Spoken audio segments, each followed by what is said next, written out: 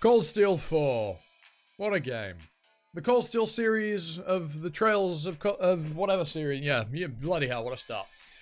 But the Cold Steel arc in general is hit and miss. I've voiced my grievances with Cold Steel 2. I've voiced my boundless love for Cold Steel 3 and my mixed feelings on Cold Steel 1, mainly because of Cold Steel 2. And now we're here at the culmination of the arc. Well, there's Reverie, but that's the culmination of more than just Cold Steel. Cold Steel 4. What are my general thoughts? Well, most of you probably won't bother watching the whole video, so I'll get this out of the way. Generally speaking, Cold Steel 4 is pretty good. It's better than Cold Steel 2. It follows very much the same formula as Cold Steel 2. Only I think it handles its plot and its big reveals and its characters all around just better than Cold Steel 2 did. I think it handles the formula that Cold Steel 2 set out far better than Cold Steel 2 did. And obviously, I will give it the gripe, that the same gripe I gave to Cold Steel 3, and that it's a bit too similar to Cold Steel 2 as Cold Steel 3 was to Cold Steel 1. But nonetheless, it's still pretty good. I do have grievances. I think the pacing is Cold Steel 4's biggest issue. And one small detail right at the end that I will talk about when we get past stuff and get to spoilers, but that will basically be immediately. So if you haven't played any of these games or don't want to be spoiled on them because you intend to play them, maybe click off now. But thank you. Leave a like, comment, sub, notification bell, YouTube stuff. Trying to hit 1,000 by the end of the year, so if you can do me a solid and help me get there, that'd be fantastic. But nonetheless, my grievance about the pacing. Let's get that out of the way first. Let's talk about the negative stuff, and then we'll talk about the positives. So, the pacing. Act 1 feels a little bit slow. Just from my experience, you might disagree. One of my friends does disagree, who's played all of these games. He thinks the pacing in Act 1 is fine. Personally, I found Act 1 a little bit slow. It's a little bit of a slog to work through. Not unenjoyable, just I feel like it dragged on a bit too long. What could they have done to fix it? I don't know. I can't really pinpoint why I felt... This is the only real thing that... It's been a little bit... It's been like a couple of months since I started playing it, so Act 1's a little bit in the past, but... Pinpointing exactly what made it feel slow, I don't know. It just... I do like everything that happens in Act 1. You're going around getting Musa and Ash back. The story beats surrounding that. I like the story beats of Act 1, but I feel like it's paced really slowly. And I get it. You've got to basically... You've got new areas to introduce that you didn't go to in Cold Steel 3, so you have to introduce them, set them up. There's characters there that you know and don't know. Okay, and you've got to introduce the members of the old Thor's graduates that you weren't introduced in the previous game as well. So, and that all happens in Act 1. Act 1 has the most setup to do in it, but it still feels a bit slow. However, Act 1 ends on an absolute banger with Fragments. When you get back the main man, the Green Schwarzer. That... Beautiful. That... Power Friendship, I don't give a fuck. Normally I find that shit cringe. Brilliant. Fragments, fantastic. Great way to end Act 1. Act 1 ends on a high. It's kind of slow, and then it gives you a nice little kick. Boom. But it's not a huge ramp in speed, which is my problem with Act 2. Act 2, for the most part, it actually carries on the momentum of Fragments. It's decently well paced. You know, you're going around the same places you went to before, but you're freeing hostages, you're doing other stuff. And you set up quite nicely, basically doing the same thing you did in Act 1, but with different people. But it's handled faster, it feels faster because you don't have all the setup, you kind of get through it, you get into the action, you get into the momentum of the plot. It has carried forward from the end of Act 1. And then there is the end of Act 2. The end of Act 2, everything happens basically all at once. And my biggest problem with the end of Act 2 is how it's structured. You have big story segment, small dungeon, story segment, 6 consecutive boss fights. Big story segment. That is my issue with it, is it's not well balanced. Now, I get why it's done like this. You can't really balance out all with what they were trying to get across in this part of the act.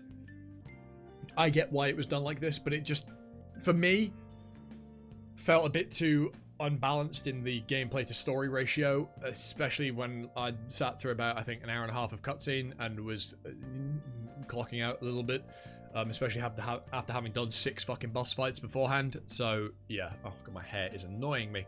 But nonetheless, that's not related to the video. So that's my only gripe with Act 2, is the handling of the structure of events in the final part of the act. Where loads of stuff happens. It's really, really cool. Oliver comes back. You're like, oh my god, he's not dead.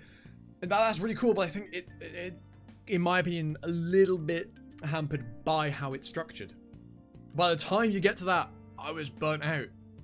And maybe that is just a factor of, you know, well, I did all of that part in a single day. I did all of the story, all the dungeon, all the boss fights, and then that was a bit of story at the end, all in one go. And maybe I should have paced myself a bit better. But again, I think the structuring could have.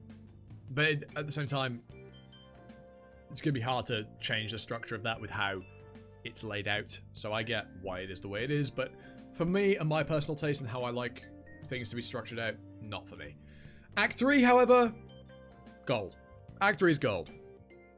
Except for right at the end. But that's the finale. Act 3 is gold. I absolutely love Act 3. And this includes Eventide, which I'm tying into Act 3 because it basically is the end of Act 3.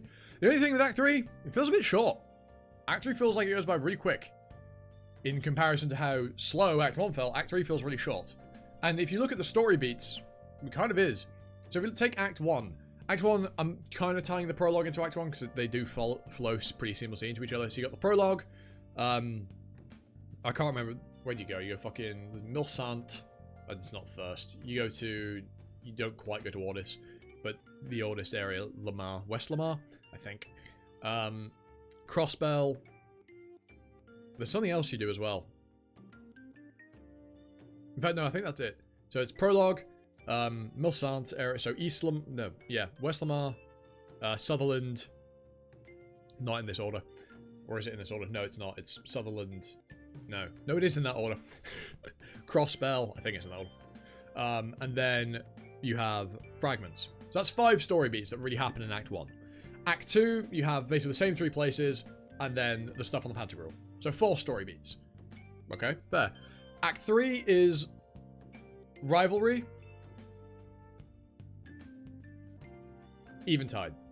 It's Rivalries, Eventide. Now the Rivalries are 3 separate instances, you could argue. So you've got the one with Crow, the one with Rutger, and then Aryan Road, which is, 3 story beats. But they are the same beat, they are the same overarching story beat broken into 3 separate parts. It's still one story beat, arguably. And each rivalry and the plot surrounding it is quite short. It's, you learn a bit more about the character, if you didn't already know everything about them, fight them, learn a bit more, mech battle, conclusion of their character arc. And then, you get a bit more lore surrounding the Divine Knights, etc., etc.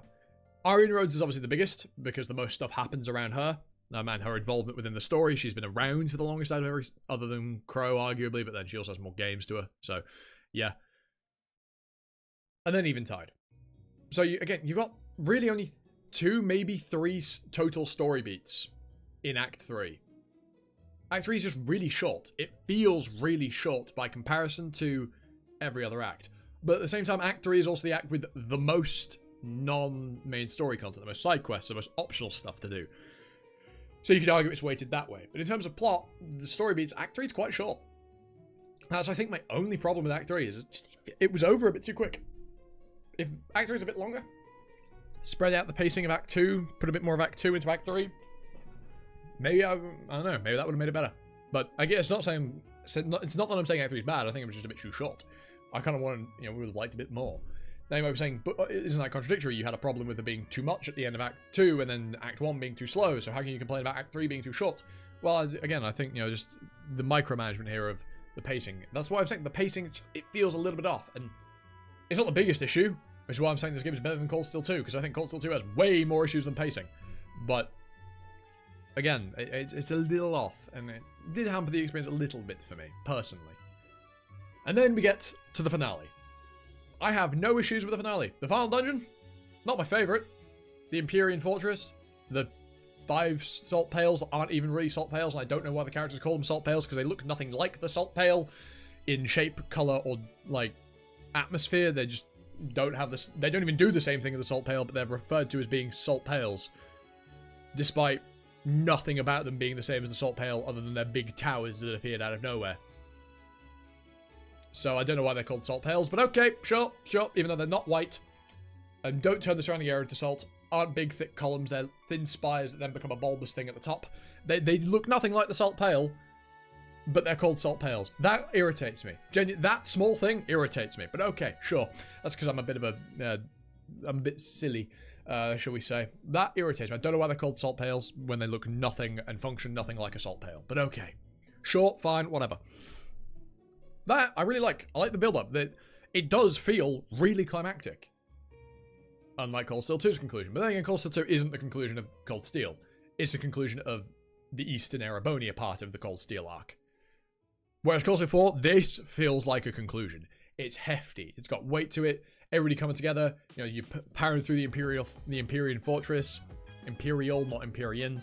The Imperial Fortress. Right. Fantastic. I loved it. The fights along the way, great. McBurn, learning that, like, oh my, there's some crazy good lore drops in the fortress as well. Brilliant. And the fight against Osborn, that's what a final boss should be like. That is how a final boss should be. This big 3-phase battle against the same guy. He just does not let up. Unrelenting. Brilliant stuff. I really think that boss, feel-wise, is the best final boss that Cold Steel has had. Cold Steel 1's is great because it feels very conclusionary. Well, I mean, the final boss is actually a mech fight. There's a couple of mech fights. But the real final boss in the old schoolhouse, in Cold Steel 1, that feels fantastic. This has the same, like, atmosphere and build-up as that had. It genuinely carries that same weight to it and atmosphere. I really, really like the fight against Osborn right at the end of the game. And obviously the fight against Ishmelga as well. The Ebon Knight. Not the great one. Which then we get to my major issue with the conclusion. The fact that even if you've done the optional stuff that you need to do to unlock the true ending, it still makes you sit through the fake, not real ending. That's both a shit and okay ending. Like, if I've put in the effort to get the true ending unlocked before getting to the ending, let me just go straight to the ending. Don't make me sit through the fake ending first, and then go back and rewatch half of the same cutscene, and then, you know, get the new stuff, and then the true final boss. Now, this would be much worse if you hadn't done the, like, optional stuff that you need to do to unlock the true ending. Because honestly, I thought I fucked up. I knew Cold Steel 4 had a true ending, and a non-true ending. Right? And so I wanted the true ending. But when I got to the end, I thought I fucked up. I thought I'd done something wrong. Until, like, the cutscene ends, it's like, the path to the unknown has been unlocked because you've been given the blessing of so-and-so. I won't spoil who. You can... But then I was like, am I going to have to do the fucking final boss again? Am I going to have to play the game again to see the true ending? Luckily, you don't. It lets you just reload after the penultimate boss and just go into the final cutscene again, but this time it's different. But from what I've found online, because I did check this after the fact, if you didn't do the optional quest, you have to redo the final boss again, which is just abhorrent design. Like, well, it isn't. I get it. You should have done it. It's very easy to do this the first time around. It's kind of hard to miss if you've been playing the game properly, right? But it's also kind of brutal. Making them do the final boss twice just because they missed one quest. Whew! Sheesh! That's a bit brutal. I mean, I get it, but it's a bit brutal. It's very JRPG, though. It's very traditional JRPG, so I do kind of like it. But at the same time, I think it's a bit harsh. Especially because the Osborn then Ishmelga fight is kind of long. Like, because it's a big 3-phase fight, it's kind of long. It's kind of long. Obviously, the quest that you have to do to get the true ending is another boss fight, so it would drag out quite a bit. But I did feel like I'd done something wrong because I didn't immediately get the correct ending, like the true ending. It did make me go, have I bugged it up? Have I done something wrong? Do I have to play this game again to not fuck up and get the true ending? But no, it was fine. Yeah, it's just, I thought I didn't like that. I didn't like how it was handled. I feel like it should give you the option immediately of get the normal ending and don't just be like, because when you reload, it's like, would you like to continue before or after the Osborn fight? You choose after. It's like, would you like to watch the normal ending or tread the path of the unknown? It's like, I feel like you could have worded the second option. Well, the watch the normal ending shouldn't have been just called watch normal ending, where it was a bit dim. But okay, again, small just nuances of game design here that are irking me. Nothing to do with the plot. Yeah, the fake ending is shit, but it's meant to be bad. It's meant to make you feel like you've done something wrong because it immediately tells you you've missed something and you can, in fact, do something better. It does immediately tell you can do that. And also the true final boss, really fun. I do really like the true final boss. We got the 3 teams fighting the same thing from different sides. Really good. I like the final boss. The true final boss, I actually really like. But my only gripe is the fact it forces you to go through the fake ending first. Like, let me just skip that. I don't care. Get me to the real shit. Okay? But again, other than that, other than what I've just said, I have no problems with Cold Steel 4. Overall, the game's really good. The character moments, fantastic. Yuna comes into her own, even more than she had in the previous game. Kurt, still kind of left a little bit lacking in certain areas. Altina, I like her a hell of a lot more now than I did after Cold Steel 3. She fleshes out a hell of a lot more. It's really good stuff. I'm really happy with how Altina was developed. Ash, Musei, good stuff. Musei I feel like is a little bit of a bit excessive with the fact she's a Giga Genius. Right, but then again, there's a precedent set for Giga Geniuses existing. We've got Claire. Right, so not the end of the world. And also there are books that literally pre-tell the future, the Black Records. So something like this, nah, fine, I guess. Yeah, fair enough. And Musei was very sus in that she kind of seemed to know what was going on all the time in the previous game, so it's fair. But I feel like maybe push it a little bit that everybody just, yeah, we trust you. We trust that you know this is all going to happen. Yeah, go on. Okay, cool. I mean, yeah, she's right. So they were right in trusting her. But it feels like all these people, really? Even Cassius fucking Bright? Really? But okay, sure. Maybe he also saw it coming and, you know, because they agreed on what they thought was going to happen. I don't know. Who knows? But yeah. Good stuff. And actually, you know what I will say? My favorite thing? Cedric. Crown Prince Cedric Ryusei Arna. His character moment, his development through these 4 games. Great. You don't really see Cedric in Cold Steel 1. Well, I think you do. I can't remember. But Cedric in Cold Steel 2, he's a weak, wimpy little bitch. He gets taken advantage of, and then it clearly leaves him traumatized. Cold Steel 3, he's looking up to Osborn. He's become kind of harsh, cold, ruthless, but he's still himself. You can tell. But then as things twist and the curse spreads across Erebonia, he changes. His darkness grows as the curse spreads, and you can see his selfishness becomes even more apparent. But it's deluding him. It's driving him to do things that he wouldn't really want to do. And then in breaking free from it right at the end when you fight him in the Imperial Fortress with Shirley. And Shirley giving him that little pat on the back to get him back into gear. I fucking love that. And then Cedric joining Ouroboros, that's tight. That's so cool. That is really cool. Right, I really hope we get something with that in the future. Like, genuinely, if we get some cool stuff with Cedric in the future, that would be awesome. And I'm sure we will, one of these days, in one of these games. Maybe even in Reverie. Although maybe not quite that soon. Don't know about Daybreak, but I do hope we get some... They're gonna have to do something with Cedric being an enforcer of Ouroboros at some point. Like, he joins... Right. They are just gonna, like, yeah, Cedric joins, and then you never see him again. Right. We're gonna get something where he's gonna be, like, either a primary antagonist, like, an anti-hero, like a lot of Ouroboros tends to be. So, like, maybe like a Sharon type, where he's on side, but he is a member of Ouroboros. Right, although Sharon does kind of become an antagonist for a good part of Cold Steel 4, but you know what I'm saying. I'm genuinely really excited. Maybe kind of like Vita, actually. Although I guess she does leave Ouroboros as well, but by the by. I'm really excited to see what they do with Cedric. Probably my favorite thing about Cold Steel 4, genuinely. But yeah. Cold Steel 4 left me pretty satisfied. I was really happy by the end of it. I'm watching the credits roll.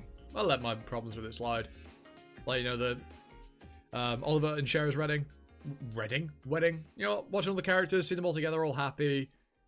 Hey, it was nice. As the credits rolled, my problems with the game kind of... Who cares? This is a satisfying conclusion. And that's all that really matters.